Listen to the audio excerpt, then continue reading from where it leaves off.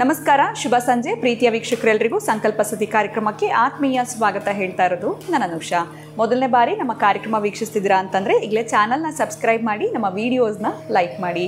ಇನ್ನು ಕಾರ್ಯಕ್ರಮದಲ್ಲಿ ನಮಸ್ಸಲ್ಲಿದ್ದಾರೆ ಸ್ಪಿರಿಚುವಲ್ ಗುರು ಡಾಕ್ಟರ್ ವಿಷ್ಣುದತ್ತ ಗುರುಜಿಯವರು. ಗುರುಗಳನ್ನ ಕಾರ್ಯಕ್ರಮಕ್ಕೆ ಬರಮಾಡ್ಕೊಳ್ಳೋಣ. ನಮಸ್ತೆ ಗುರುಗಳೇ, ಕಾರ್ಯಕ್ರಮಕ್ಕೆ ಆತ್ಮೀಯ ಸ್ವಾಗತ. ಒಳ್ಳೆದಾಗಲಿ ಅಮ್ಮ.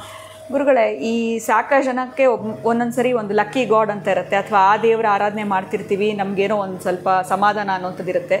ಮನೆ ದೇವ್ರು ಯಾವುದು ಅನ್ನೋದು ಗೊತ್ತಿರೋದಿಲ್ಲ. ಈ ಮನೆಯಲ್ಲಿ ಯಾರು ಹಿರಿಯರಿಲ್ಲ ಅಂತಂದಾಗ ಯಾವ ದೇವರ ಆರಾಧನೆ ಮಾಡ್ತಿದ್ದಾರೆ ಅಥವಾ ಯಾವ ದೇವರ ಪೂಜೆ ಮಾಡಬೇಕು ಅನ್ನೋಂಥದ್ದು ಗೊತ್ತಿರೋದಿಲ್ಲ. ಯಾವುದೋ ಒಂದು ದೇವರ ಪೂಜೆ ಮಾಡ್ತಿರ್ತಾರೆ.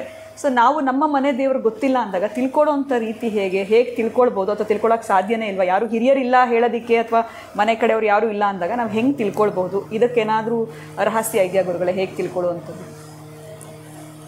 ತಿಳ್ಕೊಳ್ಳೋಕೆ ಸಾಧ್ಯನೇ ಇಲ್ಲ ಅಂತ ಹೇಳಲ್ಲ, ತಿಳ್ಕೊಬೋದು. ಓಹ್, ವಿಶ್ವಸ್ಮೈ ನಮಃ. ಪ್ರೀತಿಯ ಬಂಧುಗಳೇ, ದೊಡ್ಡವರು ಹಿರಿಯರು ಮಾಡ್ಕೊಂಡು ಬರ್ತಾ ಇರ್ತಾರಲ್ಲ, ಅದು ನಿಮ್ಮ ತಾತ ಮುತ್ತಾತನ ಕಾಲದಿಂದ ಒಂದು ದೇವರಿಗೆ ನಡ್ಕೊಂಡಿರ್ತಾರೆ. ಹೇಗೆ ಪ್ರಧಾನವಾಗಿ ನಮ್ಮ ಮನೆಯಲ್ಲಿ ನಮ್ಮ ತಂದೆ ಹೇಳಿದ ಮಾತು ನಾವು ಕೇಳ್ತಿರ್ತೀವಿ, ನಮ್ಮ ತಾಯಿ ಹೇಳಿದ ಮಾತು ನಾವು ಕೇಳ್ತಿರ್ತೀವಿ, ಅವ್ರ ಅನುಭವ ಆಗಿರುತ್ತಲ್ಲ, ಹಾಗೆ ಹೇಳಿದ್ದೆಲ್ಲ ಕೇಳಿಕೊಂಡು ಬರ್ತೀವಲ್ಲ, ಹಾಗೆ ಇವರ ಕುಟುಂಬಕ್ಕೂ ಒಂದು ಅನುಭವ ಆಗಿರುತ್ತೆ. ಆ ಶಕ್ತಿ, ಆ ಎನರ್ಜಿ ಅವ್ರ ಸುತ್ತ ಒಂದು ಹವರ ಹಾಗೆ ಕೆಲಸ ಮಾಡ್ತಾ ಇರುತ್ತೆ. ಆ ಮನೆ ದೇವರು ಮೂಲ ಹುಡ್ಕೊಂಡು ಬಂದದ್ದು 100. ಅದಕ್ಕೆ ನಾನು ಹೇಳ್ತೀನಿ, 108 ದಿನಕ್ಕೊಮ್ಮೆ ನಿಮ್ಮ ಮನೆ ದೇವರಿಗೆ ಹೋಗಿ ಒಂದು ಸಲ ಹೋಗಿಬಿಡಿ. ಆಮೇಲೆ ಲೆಕ್ಕ ಇಟ್ಕೊಡಿ, ಇಲ್ಲಿಂದ ಆಚೆಗೆ ನಾನು 108 ದಿನಕ್ಕೆ ಒಂದಷ್ಟು ತೆಂಗಿನಕಾಯಿ, ನೀವು ಹೆಚ್ಚಿಗೆ ಏನು ಕೊಟ್ಟಿಲ್ಲ ಅಂದರೂ ಮನೆ ದೇವರಿಗೆ ಒಂದಷ್ಟು ತೆಂಗಿನಕಾಯಿ ಕೊಟ್ಟು ಬನ್ನಿ. ಅವ್ರು ಏನು ಮಾಡ್ತಾರೆ ಅವ್ರು ಹೇಗೆ ತಿಂತಾರೆ ಅದನ್ನು ದೇವರಿಗೆ ಹೊಡೆದು ನೈವೇದ್ಯ ಮಾಡಿನೇ ಯಾರೋ ಒಬ್ಬರಿಗೆ ಊಟ ಮಾಡ್ತಾರಲ್ಲ, ಅಲ್ಲಿಗೆ ನಿಮ್ಮ ಲತ್ತೆ ಪೀಡೆಗಳು ಕಳಿದು ಅಂತ ಅರ್ಥ.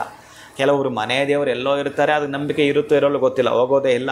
ನಿಮ್ಮ ದೊಡ್ಡ ಮಟ್ಟದ ಲೈಸೆನ್ಸೇ ಅದು, ನಿಮ್ಮ ಇಂಡಸ್ಟ್ರಿನೇ ಅದು, ನಿಮಗೆ ಬೇಕಾಗಿರೋ ಬಹುಪಾಲು ಎನರ್ಜಿ ಕೊಡೋದೇ ಅದು.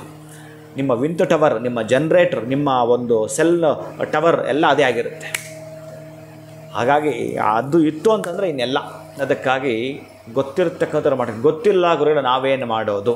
ಅದಕ್ಕಾಗಿ ನಿಮ್ಮ ಜಾತಕದ ಒಮ್ಮೆ ನೋಡಿದ್ರೆ ಅದು ಗೊತ್ತಾಗತ್ತೆ. ಯಾರದಾದ್ರೂ ಒಬ್ಬರದ್ದು ಒರಿಜಿನಲ್ ಆಗಿ ಡೇಟ್ ಆಫ್ ಬರ್ತ್ ಟೈಮನ್ನು ಚೆಕ್ ಮಾಡ್ಕೊಳ್ತಾ, ಲಗ್ನವನ್ನು ಯಾವ ಲಗ್ನ ಬರುತ್ತೋ ಆ ಲಗ್ನದಿಂದ ಪೂರ್ವ ಪುಣ್ಯ ಸ್ಥಾನ ಅಂತ ನಾವೇನು ಕರಿತೀವೋ 5ನೇ ಮನೆ, ಅದೇ ನಿಮ್ಮ ಮನೆ ದೇವರಾಗಿರುತ್ತೆ. ಇಷ್ಟು ಮಾತ್ರ ಕರೆಕ್ಟಾಗಿ ಲೆಕ್ಕ ಇಟ್ಕೊಳ್ಬೇಕು. ಯಾರಿಗಾದರೂ ಹೇಳಿ ಕೇಳಿ ಅದನ್ನು ತೋರಿಸ್ಕೊಂಡು ನೀವು ಗಮನದಲ್ಲಿ ಇಟ್ಕೊಂಡ್ರೆ 100ಕ್ಕೂ ಅದೇ ಮನೆ ಆಗಿರುತ್ತೆ. ಅದೇ ನೀವು ಮರ್ತಿದ್ರೆ ಬಹುಶಃ ನಿಮ್ಮ ಮನೆ ದೇವರು ಅದೇ ಆಗಿರುತ್ತೆ.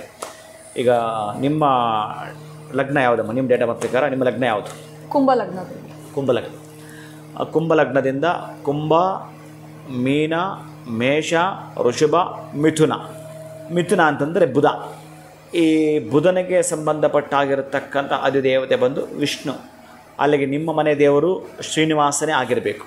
ಹೌದು ಗುರುಗಳೇ, ಕರೆಕ್ಟು. ಪಕ್ಕನಾ? ಹೌದು, ಎಕ್ಸಾಕ್ಟ್ಲಿ. ನಿಮ್ಮ ಅಲ್ಲ, ಅದಷ್ಟೇ, ಯಾರು ನೋಡ್ಕೊಂಡು ಅಷ್ಟೇ ಇರುತ್ತೆ. ಹಾಗಾಗಿ ನಿಮ್ಮ ಮನೆ ದೇವರು ನೀವು ಬೇರೆ ಅಪ್ಪಿತಪ್ಪಿ ಈಗ ನೀವು ಬೇರೆ ಹೇಳಿದರೆ ನಾನು ರಾಂಗ್ ಆಗಬೇಕಾಗತ್ತೆ. ಬಟ್ ಅದು ಒರಿಜಿನಲ್ ಕುಂಭಲಗ್ನ ಇತ್ತು ನಿಮ್ಮದು ಅಂತಂದರೆ 100ಕ್ಕೆ 100 ನಿಮ್ಮ ಮನೆ ದೇವರು 5ನೇ ಮನೆ ಆಗಿರತಕ್ಕಂತಹ ಶ್ರೀನಿವಾಸನೇ ಆಗಿರುತ್ತಾನೆ. ತಿರುಪತಿನ? ಹೌದು ಗುರುಗಳೇ, ತಿರ್ತೀರಾ? ಹೌದು.